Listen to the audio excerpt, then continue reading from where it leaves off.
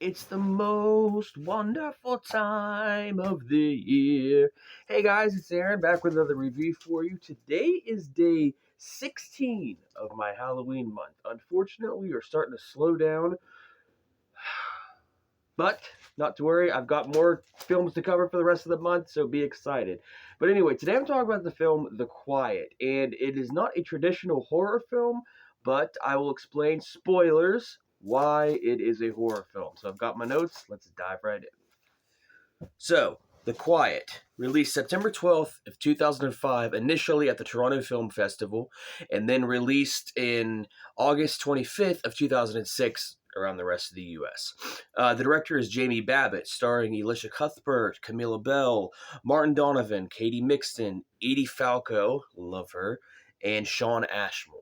The plot is following the death of her father, Dot, who is also a deaf mute, is sent to live with her godparents, and things aren't the way they seem. So, um, Dot is Camilla Bell's character, and she is sent to live with Edie Falco, Martin Donovan, and their daughter Elisha Cuthbert, whose best friend is Katie Mixon. That's kind of, where we're at here. Adjust the camera a second, but not to worry. Anyway, so first of all, right off the bat, Edie Falco. God, I love her. Oh my God, from The Sopranos to Oz to this to I even this show Tommy, I think it was like 2 or 3 years ago. I didn't care for the show, but she's wonderful. She's great. Edie Falco is one of the best actresses alive. People say Meryl Streep, and not that I have an issue with Meryl Streep, but people say Meryl Streep, I say Edie Falco. That's where she is on my level. So, okay. So, yes, when we first see them, we can. So, Dot is a deaf mute. Camilla Bell is a deaf mute, like I said, but she can. Um, not she can, she does. They have Camilla Bell do the over voice, so it's like it's in her mind of the order of events that we're seeing. So we'll be seeing stuff, and then it'll talk about how she's feeling, and it's her just doing the over voice. Um, but yes, so like I said, Alicia Cuthbert is like, super preppy, Mrs. Cheerleader and all the cool kids and all that. But it's really funny because she's, they play her off as popular and everything, and cool, and she's mean and all that crap and fun, but she only ever hangs out with three people, which I know it might just be kind of a thing to where they just didn't show more people, but it's like, as a viewer, I'm just kind of like, okay, you're super popular and all that, but you've got three friends. I don't get it. But so yeah. So one of them is Katie Mixon, and one of them is Iceman. Ski Lift. No, Shawn Ashmore. For those of you that have seen the original X-Men, he, like the ones from the 1990s into the 2000s. He is Iceman, like I said, and I called him Ski Lift because of that film Frozen. If you haven't seen that, so she there's this really grieving is oh grieving is however you perceive, it's your own thing, you know what I'm saying? But there's this moment when Dot, so she carries around her father's ashes, fine, but she puts, it shows her at one point putting them in her mouth, like eating them, and I'm like, cannibal. But I'm not gonna, I don't know, I'm not judging. It's just very off-putting, and it anyway. So she, Martin Donovan doesn't. He says that he wants her there, but he's kind of eh. Alicia Cuthbert is absolutely Dot. I'm sorry, Alicia Cuthbert is absolutely like, no, I don't want her here. She's annoying, and she blah blah blah. Edie Falco does want her there genuinely. Wow. But she's also kind of likes the fact that she's deaf, I think, is because she can read lips, but she can kind of, because there's this one part where she's talking about, how, Dot's a good girl and this, that, and the other, but then she's like, but your mom was a total slut. So she clearly has a darker side, like we all do, but I think I think she likes the fact that Dot is deaf. Um, which that's not a big part, but anyway, so then so that night also Alicia Cuthbert is hanging out with Kate Mixon, and they're hanging out in their room, and it really appears to be like when they're talking about different things, because they're talking about, would they be able to be into women? Could they potentially be lesbian or bisexual? And Alicia Cuthbert's like, no, I don't think so. I'm just not really into that. And Katie Mixon's like, I probably could be, but the way she longingly looks at Alicia Cuthbert, I think she's closeted either bisexual or gay, or just very into Alicia Cuthbert, because that was the vibe I got, which is fine. They don't really explore it anymore. So it was kind of, anyway. Um, so, okay, it'll be easier to explain the rest with this. Spoilers, big time. So we come to find out that Martin Donovan, of course, the whole point is nothing of what it seems, but specifically, Martin Donovan is raping his um, daughter, Alicia Cuthbert, and he uses Dot as kind of like everyone does, as like a confessional, because one of the times before he goes in to sleep with Alicia Cuthbert, he goes and he tells Dot, how he's sick and needs to stop, and this, that, and the other. So it does show a bit of a conscience, but like, I remember I watched this film a long time ago, and I watched the behind the scenes, and Jamie Babbitt was explaining Martin Donovan. They were interviewing Martin Donovan, and he, uh, Jamie Babbitt and he had a conversation about his character specifically, because I remember him saying that he didn't want to be portrayed as just a monster. And she's like, no, no, no, that's not how I wrote him. I want him to be, I want him, he's in love with his daughter, but he also loves his daughter.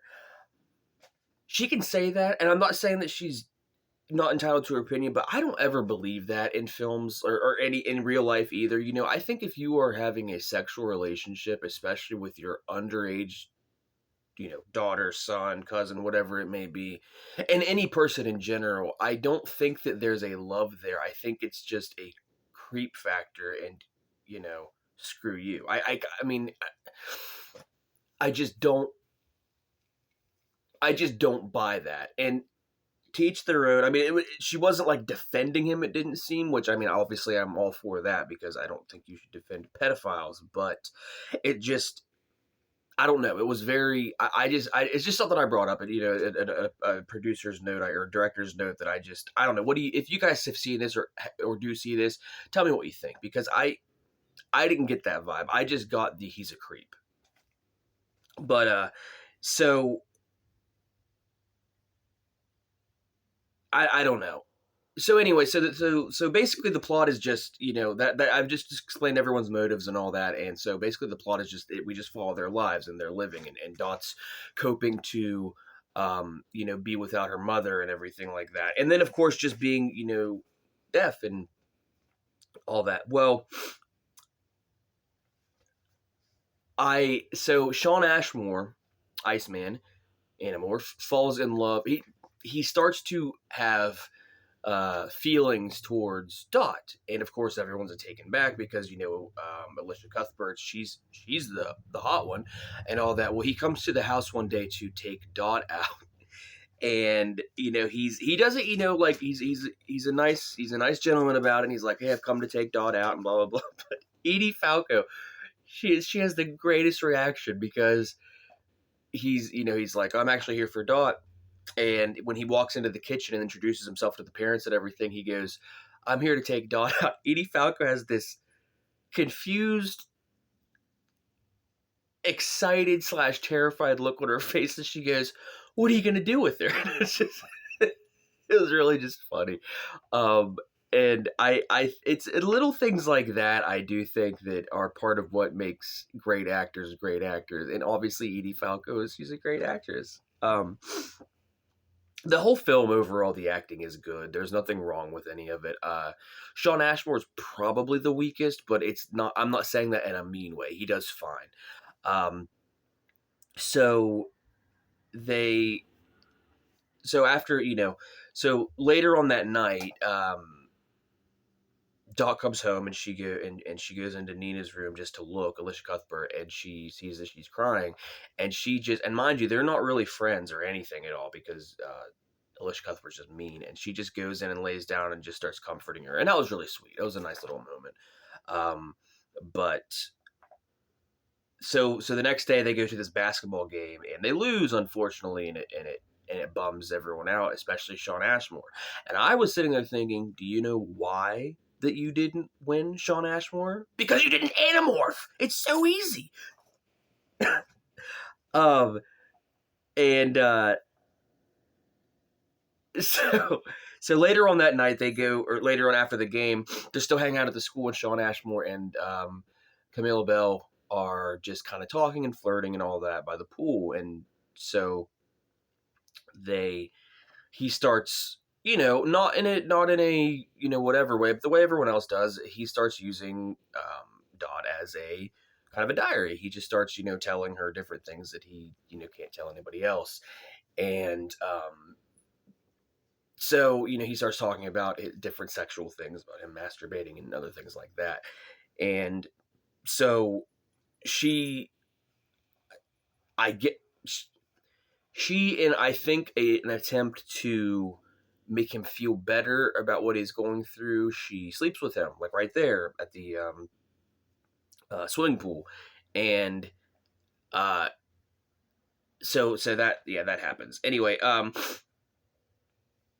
So later on that night, Alicia Cuthbert tells Martin Donovan that she is pregnant and that she needs money for abortion, and then he originally he was in there because they were going to sleep together, and as soon as she tells him that, he suddenly gets tired, and I'm like, oh, because the whole time he's just, I'm ready to go, I want to blah, blah, blah, blah, screw him. But so he leaves and all that, and so then later the next day, they're talking to Dot, and Nina are talking, and of course Dot can't hear, and Nina is saying how much she loves and hates her dad, and she's like, I love it when he buys me anything I want, and I love it when he screws me and all this, but I also hate him. And so she is explaining how she feels in this twisted, horrible relationship and everything. And so she decides that she's going to kill him later that night, and of course Camilla Bell can read the lips and everything, and also hear. But so they're talking about that, and of course Camilla Bell now is like, well, crap, I gotta distract this. So that night, whenever she's getting ready to do the deed, she makes a noise trying in order to stop. I think she was trying to stop Martin Donovan from doing anything, but I don't know. She might have been also trying to stop Alicia Cuthbert from doing anything. But so then later on, after or before the dance, he comes to find out, because he finds birth control and finds out that Alicia Cuthbert's not pregnant. Martin Donovan does, and he gets mad, and he gets ready to rape her. Of course, the whole time, yes, but I'm saying in this case, it's like aggressive in what people think of when they think of rape. Well, at that point, Edie Falco is not. We never really see if she knows about it or doesn't until this night, and she's just in her room crying. So she is playing the,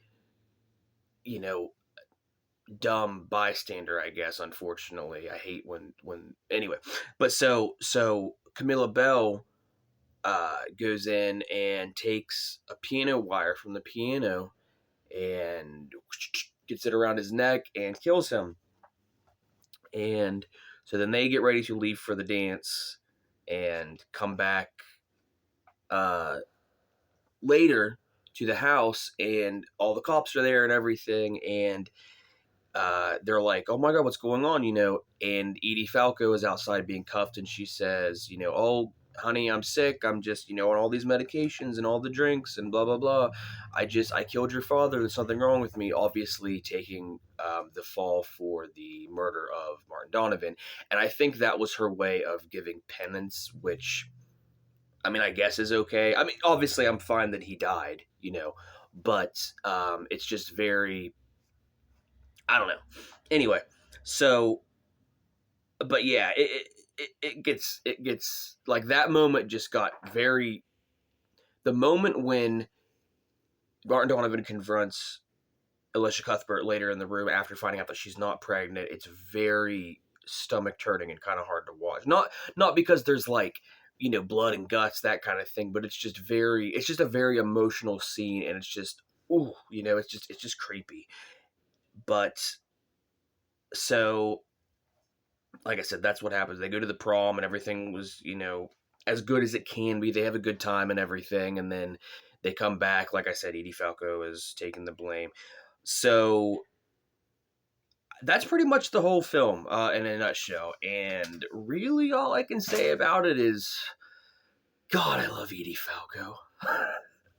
No, it's a good film. I mean, it's for what it is. There's definitely weak moments in the writing, and there's weak moments in the performance. Like, I don't think Shawn Ashmore does the greatest job in it. He's not terrible, but it's just I don't know if he's the greatest actor in the world, so that's part of it.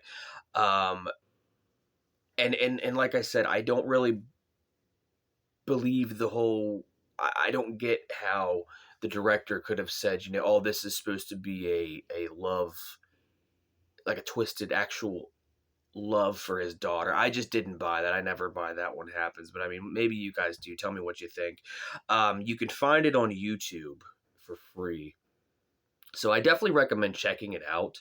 It's just very, it's just different. And like I said, that's why I decided to do it like this. It's a different kind of horror because this is stuff, unfortunately, that happens every day, and it's horrible and it is horrific. So I mean, it's horror.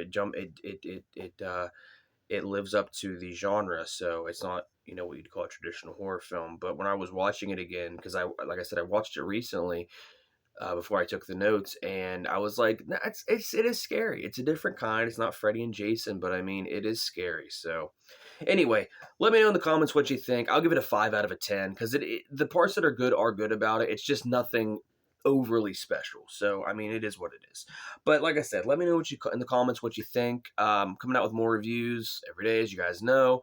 And until next time, like and subscribe, tell your friends, and I will be back. Take it easy.